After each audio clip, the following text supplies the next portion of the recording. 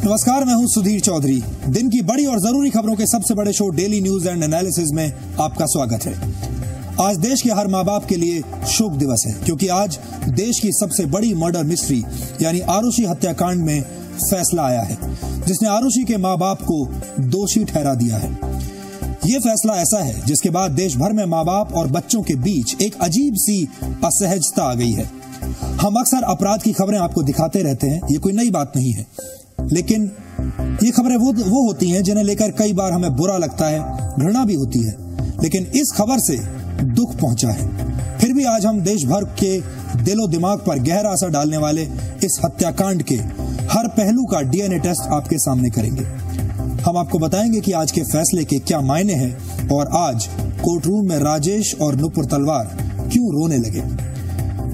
लेकिन आज जो लोग ये सोच रहे हैं कि आरुषि हत्याकांड पर फैसला आ जाने से तरुण तेजपाल की खबरें दब जाएंगी, तरुण तेजपाल पर हो रहे खुलासे रुक जाएंगे, तो हम उनसे ये कहना चाहते हैं कि जी न्यूज पर ऐसा नहीं होगा। यहाँ तरुण तेजपाल जैसे प्रभावशाली व्यक्ति से जुड़ी कोई भी खबर दबेगी नहीं।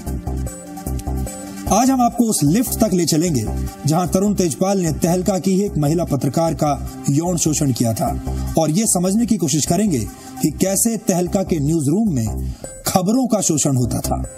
इसके बाद देखेंगे अरविंद केजरीवाल के 1400 करोड़ रुपए वाले आरोप जो उन्होंने इस बार मीडिया पर लगाए हैं। अरविंद केजरीवाल की परेशानी ये है कि उन्हें 1.25 अरब की आबादी वाले इस देश में उन्हें अपने आप को छोड़कर हर कोई चोर नजर आता है। ये कैसी मानसिकता है, ये समझना भी आज जरूरी है। शुक्रिया Sudhir. Daily news and analysis में हम खबरों का डीएनए टेस्ट शुरू करें उसके पहले आपको दिखाते हैं दिन की बड़ी खबरें नॉनस्टॉप। गुजरात के मुख्यमंत्री नरेंद्र मोदी के करीबी कहे जाने वाले अमित शाह पर लग रहे जासूसी के आरोपों की जांच के लिए गुजरात सरकार ने 2 सदस्यों वाली एक कमेटी बना दी है। इससे पहले कांग्रेस के नेतृत्व में महिला कार्यकर्ताओं के एक प्रतिनिधिमंडल ने राष्ट्रपति से मुलाकात की और मामले की न्यायिक जांच कराने की मांग की। प्रतिनिधिमंडल ने राष्ट्रपति प्रणब मुखर्जी को एक ज्ञापन भी सौंपा।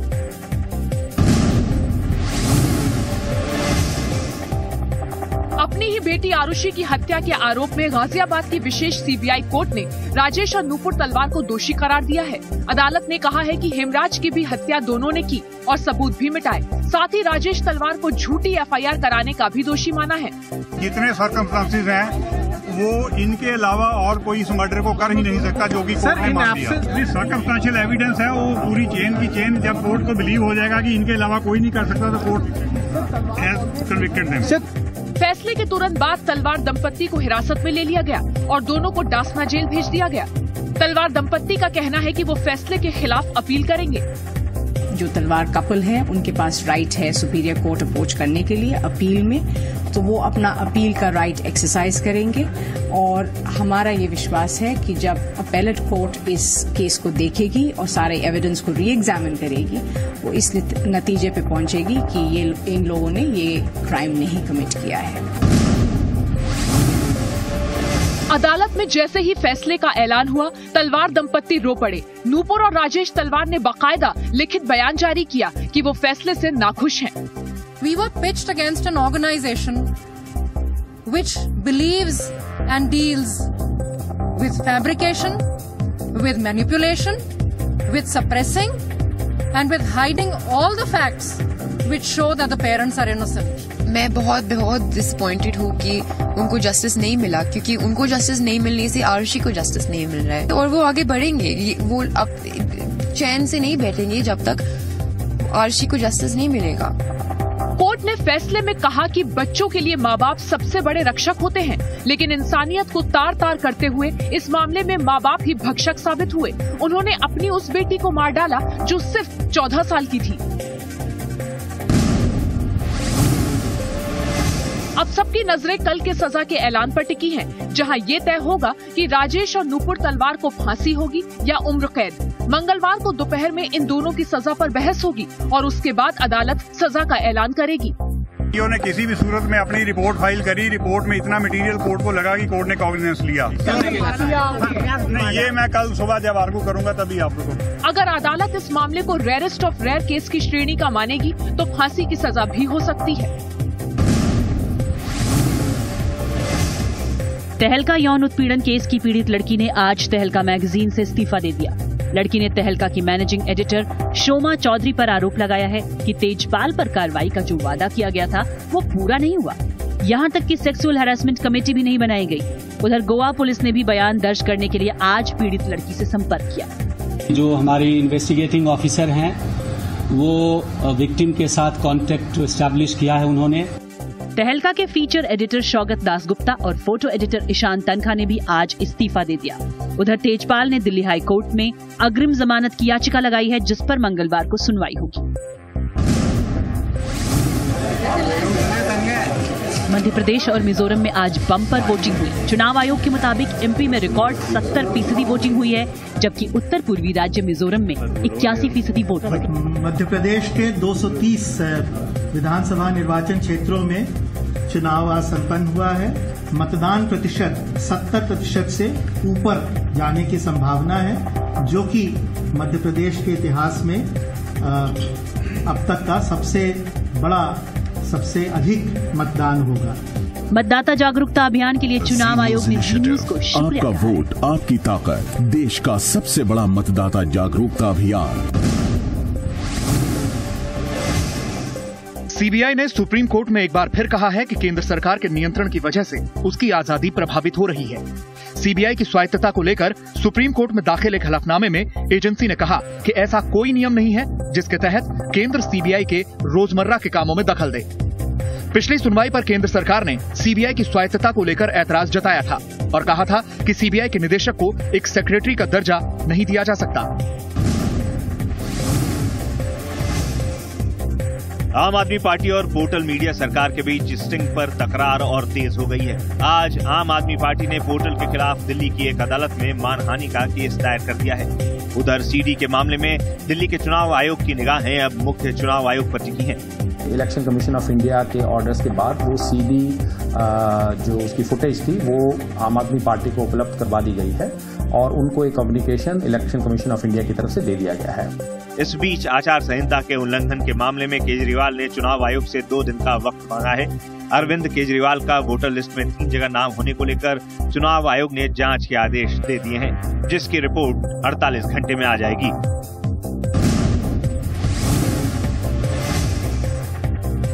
देश के सबसे बड़े bank state bank of India के डिप्टी एमडी श्यामल आचार्य पर क्रेडिट लिमिट बढ़ाने के बदले रिश्वत लेने का आरोप लगा है। आचार्य पर आरोप है कि उन्होंने एसबीआई के एक पूर्व कर्मचारी के जरिए वर्ल्ड विंडो ग्रुप की क्रेडिट लिमिट बढ़ाने के लिए करीब 7 लाख रुपए नकद और 8 लाख की वैल्यू वाली घड़ियां घूस के तौर पर ली। सीबीआई ने मुंबई में आचार्य के घर पर छापा मारकर करीब 67 लाख रुपए का सोना और जेवरात बरामद किए हैं।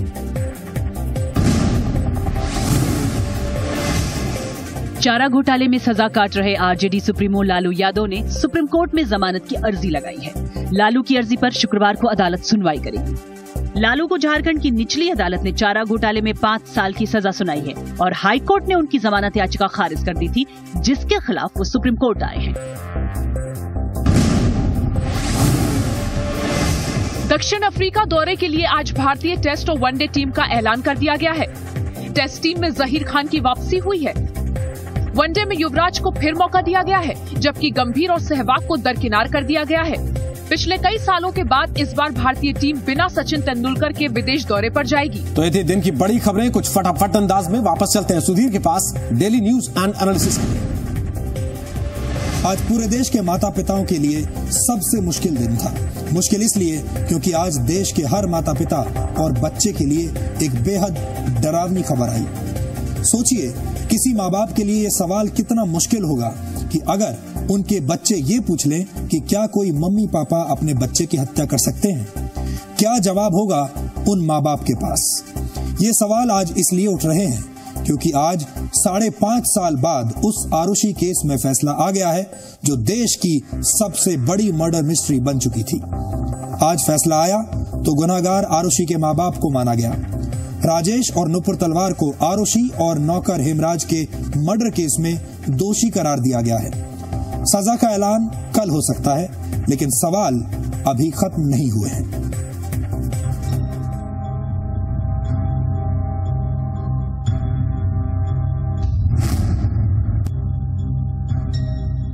दोनों को 302 में और 201 में और 34 में कन्विक्ट किया गया है। ये हमें बिल्कुल एक्सेप्टेबल नहीं है जो आज हुआ है, क्योंकि जो हुआ है वो बिल्कुल गलत है। उनके पास राइट है सुपीरियर कोर्ट अप्रोच करने के लिए अपील में, तो वो अपना अपील का राइट एक्सरसाइज करेंगे। एक तरह से आरुषि और हेमराज दोनों को जस्टिस मिला है।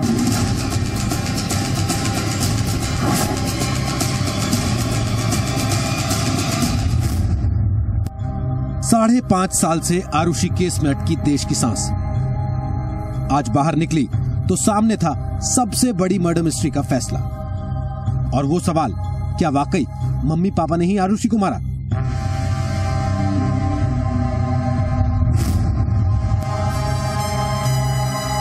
दोपहर 3:25 पर गाजियाबाद की स्पेशल सीबीआई कोर्ट ने राजेश और नुपुर तलवार को आरुषि हेमराज के डबल मर्डर केस में दोषी करार दे दिया। दोनों को 302 में और 201 में और 34 में कन्विक्ट किया गया है। दोनों को कस्टडी में ले लिया गया है। स्पेशल कोर्ट के बाहर सुबह से ही हलचल थी। पूरा देश ये जानना चाहता था कि आखिर आरुषि केस में क्या फैसला आएगा। क्या तलवार दंपति ही बेटी के हत्यारे साबित होंगे? राजेश और नुपुर तलवार 11 बजे कोर्ट पहुंचे, लेकिन फैसला पहले लंच तक टला और फिर 3 बजे तक। ठीक 3:25 पर तलवार दंपति पर सबसे बड़े फैसले की तलवार चली। सर्कमस्टेंशियल एविडेंस है, वो पूरी चेन की चेन जब कोर्ट को बिलीव हो जाएगा कि इनके अलावा कोई नहीं कर सकता, तो कोर्ट हैज कन्विक्टेड देम। फैसले के फौरन बाद तलवार दंपति का एक लिखित बयान मीडिया में आ गया। हम पूरी तरह से निराश हैं, दुखी हैं और गुस्से में हैं कि हमें उस अपराध के लिए दोषी माना गया जो हमने किया ही नहीं। हम हार मानने वाले नहीं हैं, हम न्याय के लिए लड़ाई जारी रखेंगे। उन्होंने आकर केवल इतना कहा कि आपके मुवक्किल को जो है दोषी घोषित किया गया है, held guilty under all the sections जो कि चार्ज में लगे हुए। नेचुरली रिएक्शन अच्छा नहीं हो सकता। It was not expected. Sir, ये किस तरह का ऑर्डर है आपके हिसाब से? मेरी नजर में बिल्कुल गैरकानूनी आदेश है। आरुषि केस में सबसे बड़े दिन पर गाजियाबाद कोर्ट में पूरी तलवार फैमिली मौजूद थी। फैसला आया तो रिश्तेदार सीबीआई की जांच थ्योरी पर गुस्से में थे। But we were pitched against an organization which believes and deals with fabrication, with manipulation, with suppressing, and with hiding all the facts which show that the parents are innocent. Irrespective of what we do, the judgment is so clear. I mean, today I wonder why we had the trial at all. फैसला सुनकर राजेश और नुपुर तलवार court में ही रो पड़े। Police ने उन्हें फौरन custody में लिया। 3:50 पर तलवार दंपति को गाजियाबाद कोर्ट से दासना जेल भेज दिया गया। तो मुझे लगता है अब लोअर कोर्ट में जो फैसला आया है वही अपहेल्ड होगा हाई कोर्ट में भी। जब एक बार अदालत ने सजा देगी, अगली अदालत के ऊपर डिपेंड करता है क्या क्या फैसला करेंगे। 3 जांच टीम और इतने ट्विस्ट शायद ही किसी केस में देखे गए। 5.5 साल के बाद सबसे बड़ी मर्डर मिस्ट्री पर सबसे बड़ा फैसला बेशक आ गया, लेकिन सारे सवालों के जवाब अभी नहीं मिले। पवन नारा, जितेंद्र शर्मा और महेश गुप्ता के साथ प्रशांत देव, जी मीडिया, गाजियाबाद। राजेश और नुपुर तलवार को दोषी करार दिया गया है। उन पर जो धाराएं लगाई गई हैं वो है आईपीसी की धारा 302 यानी हत्या करना, 201 यानी सबूतों से छेड़छाड़ करना और धारा 34 यानी जब कोई अपराध एक से ज्यादा लोग मिलकर अंजाम देते हैं। राजेश तलवार को धारा 203 के तहत भी दोषी पाया गया है और ये वो धारा है जिसके दायरे में किसी अपराध के बारे में गलत सूचना देना या गलत एफआईआर दर्ज करवाना आता है। जैसे ही गाजियाबाद की स्पेशल सीबीआई कोर्ट ने आरुषि केस में राजेश और नुपुर तलवार पर फैसला सुनाया, वो दोनों कोर्ट रूम में ही रोने लगे। कोर्ट रूम में क्या हुआ और जज ने अपने फैसले में क्या कहा, आज ये भी आपके लिए जानना जरूरी है, तो हमने आपके लिए खास रिपोर्ट तैयार की है जिससे आपको ये पता चलेगा कि आज कोर्ट रूम में क्या हुआ था।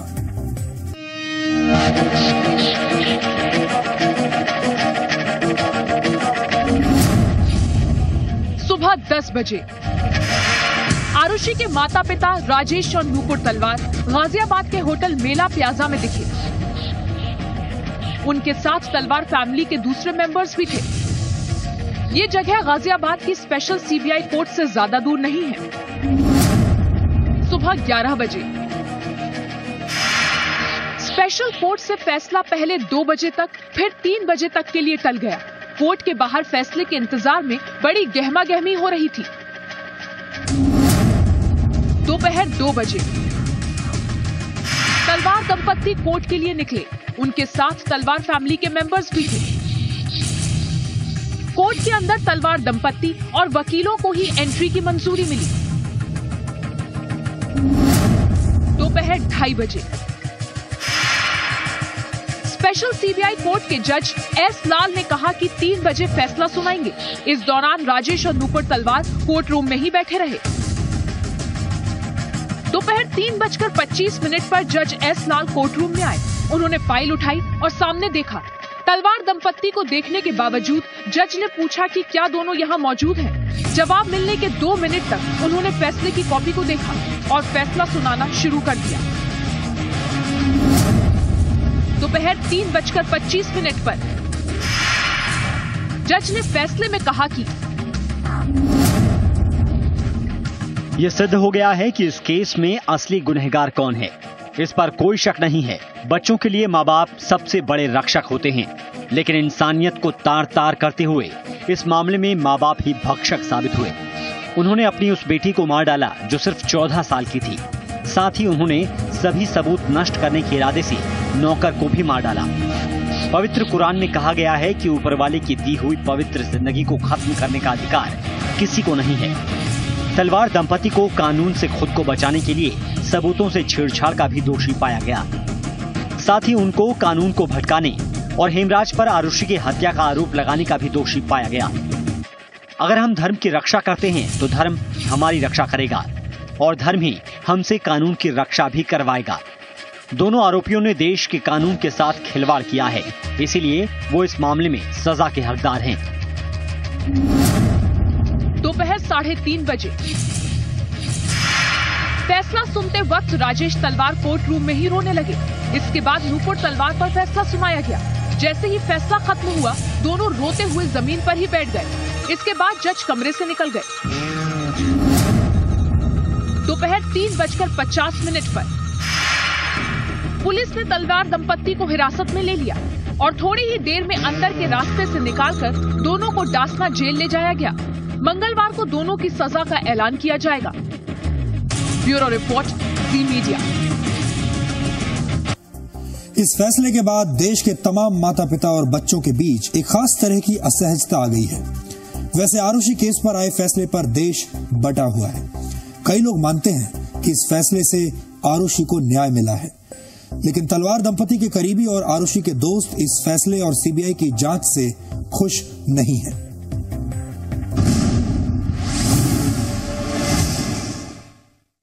आपको सीबीआई ने आपके दिमाग को पॉइजन किया 2.5 साल, हम चुप रहे। आज मैं बोलता हूं आपको, सीबीआई का कहना है हेमराज को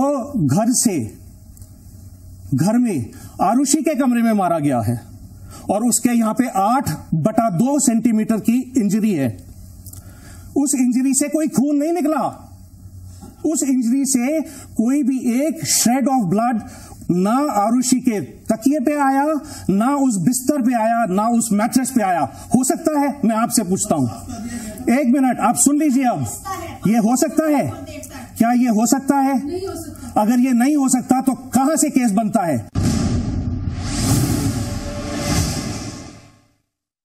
और अल्टीमेटली सारे सबूतों के ऊपर गौर करने के बाद आज न्यायालय ने उसमें पाया है कि जो चार्जशीट या क्लोजर रिपोर्ट जो राजेश तलवार और नूपुर तलवार के खिलाफ लगी थी और जिस पे उन्होंने ट्रायल कराया है, उसमें सफिशिएंट एविडेंस पाते हुए they have been found guilty and they have been convicted.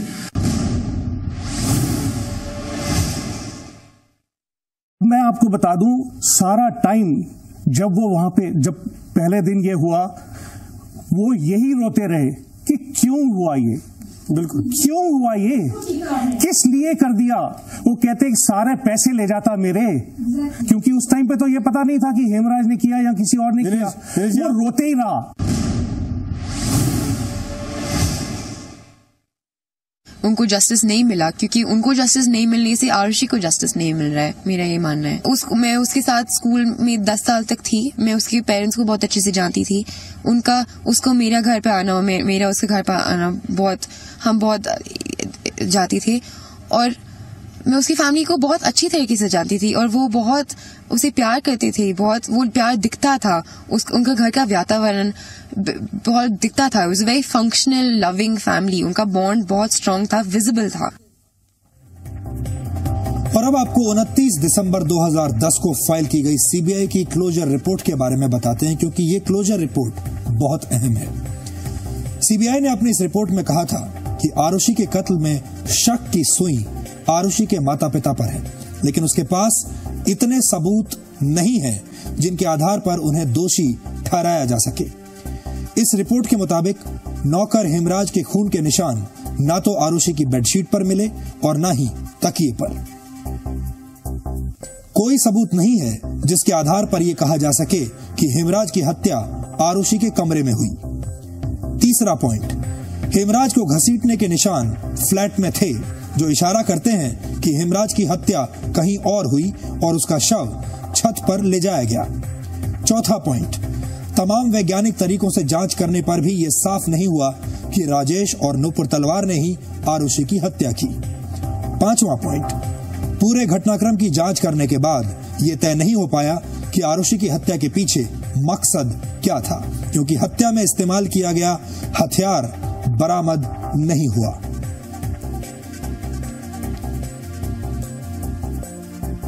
CBI की विशेष अदालत में जब इस केस की सुनवाई चल रही थी, तब राजेश और नुपुर तलवार ने भी अपने ऊपर लगाए गए आरोपों के जवाब दिए थे। हम आपको राजेश और नुपुर तलवार का पक्ष भी आज दिखाना चाहते हैं, क्योंकि दोनों पक्ष आपके लिए जानना जरूरी है। तलवार दंपति के खिलाफ पहला अहम सवाल ये था कि क्या आरुषि की हत्या के वक्त तलवार दंपति के कमरे का दरवाजा अंदर से बंद था। इस पर तलवार दंपति का जवाब था कि उनके नौकर हेमराज के पास पूरे घर की चाबी थी, और नौकरानी भारती जब सुबह 6:01 पर आई तब उसने खुद देखा था कि दरवाजा बाहर से बंद था। दूसरा सवाल यह था कि क्या आरुषि और हेमराज के बीच किसी तरह के संबंध थे। इसके जवाब में तलवार दंपति ने कहा कि ऐसा कुछ भी नहीं था। तीसरा सवाल, आरुषि और हेमराज की हत्या किस हथियार से की गई थी।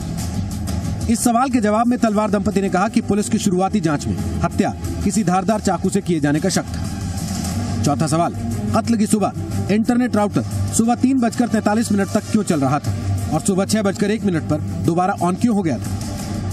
इसके जवाब में तलवार दंपति ने कहा कि इंटरनेट राउटर 16 मई 2008 को पूरे दिन ऑन ऑफ होता रहा था, लिहाजा इसके आधार पर सजा नहीं दी जा सकती। पांचवा और सबसे अहम सवाल यह था कि आरुषि और हेमराज को किसने मारा। तलवार दंपति के मुताबिक हेमराज और आरुषि की हत्या राजेश तलवार के कंपाउंडर कृष्णा ने की। तलवार का तर्क था कि डीएनए रिपोर्ट में यह साबित हुआ था कृष्णा के घर में जो तकिए का कवर मिला उस पर हेमराज के खून के निशान थे। और हमारे साथ हैं हमारे सहयोगी शैलेश रंजन। शैलेश ने 2008 से ही इस पूरे मामले को लगातार फॉलो किया है और वो इस केस की बारीकियों को गहराई से समझते हैं। हम शैलेश के पास चलते हैं। शैलेश, पूरे देश ने आज फैसला सुन लिया। अदालत ने अपना फैसला सुनाया, दोषी माना है माँ बाप को। माँ बाप और आरुषि का परिवार कहता है कि फैसला गलत है, वो दोषी नहीं है। इस केस का क्या भविष्य देखते हैं आप? देखिए सुधीर, आज के इस फैसले के बाद जो अदालती प्रक्रिया होगी उसमें कल क्वांटम ऑफ सेंटेंस पर बहस होगी, यानी कि इनको उम्र कैद की सजा दी जाए या फिर फांसी की सजा। अगर फांसी की सजा होती है तो वैसी स्थिति में हाईकोर्ट में सीआरपीसी की धारा 366 जिसके तहत हाईकोर्ट से कंफर्मेशन होगा कि उनको फांसी की सजा दी जा सकती है और फिर वो सुप्रीम कोर्ट में अपील कर सकते हैं। ठीक उसी तरह जब उम्र कैद की सजा होगी तो जाहिर तौर पर हाईकोर्ट उसके बाद सुप्रीम कोर्ट में अपील करेंगे। लेकिन इन सबसे दूर सुधीर, जो कानूनी भाषा से दूर अगर जाए तो समाज में एक माँ बाप के ऊपर बच्चों का भरोसा होता है और कभी भी कोई कल्पना में भी नहीं इस बात को सोच सकता कि माँ बाप अपने बच्चों का कत्ल करेंगे। ये सबसे बड़ा सवाल था जिससे 5.5 साल तक हम और आप सब जूझते रहे थे कि क्या ऐसा ये भरोसा इस समाज में उठा है, और आज अदालत के इस फैसले से साफ तौर पर दिखता है कि जरूर ये भरोसा उठा है। ऐसी स्थिति में देखना दिलचस्प होगा कि क्या आने वाले वक्त में जब ये मामला हाईकोर्ट में जाएगा या सुप्रीम कोर्ट में जाएगा तो वहां की अदालतें किस तरीके से प्रतिक्रिया देती है। शैलेश, आपसे क्विक रिएक्शन में ये जानना चाहता हूं, अगर आपको ये पूछूं मैं कि इस केस का टर्निंग पॉइंट क्या था, जहां इस केस की जो डायरेक्शन थी वो एकदम बदल गई, क्या हम ये माने कि जब सीबीआई की क्लोजर रिपोर्ट दाखिल हो गई थी उसके बाद दोबारा से जो तलवार दंपति था उसने इस केस को खुलवाया और यही एक टर्निंग पॉइंट था? बिल्कुल ये टर्निंग पॉइंट था, क्योंकि जब 2010 के दिसंबर में जब सीबीआई ने क्लोजर रिपोर्ट दाखिल की थी तो ये बात बिल्कुल साफ कर दिया था कि उसके पास उतने सबूत नहीं है जिसके आधार पर तलवार दंपति को सजा दी जा सके। और बाद में अदालत ने कहा कि आप इस केस को खोलो, दोनों को आरोपी बनाओ, और उसके बाद मामले की सुनवाई अदालत में चलती रही। सुप्रीम कोर्ट में, हाई कोर्ट में कई बार तलवार दंपति जाते रहे कि उन्हें फंसाया जा रहा है, उन्हें फ्रेम किया जा रहा है, लेकिन सुप्रीम कोर्ट ने कहा कि जब आपके खिलाफ में सीबीआई जांच कर रही है और अदालत में मामला चल रहा है तो हम इसमें क्यों दखल दें, आप निचली अदालत को जाओ। और आज निचली अदालत ने जो फैसला दिया है वो सुप्रीम कोर्ट और हाई कोर्ट के भरोसे की तरफ भी आप एक तरफ से देख सकते हैं। भले ही मामला अब कुछ दिनों बाद हाई कोर्ट या सुप्रीम कोर्ट में जाए, लेकिन पहली कड़ी जो थी वो यहाँ पर एस्टैब्लिश होती दिख रही है। सुधीर,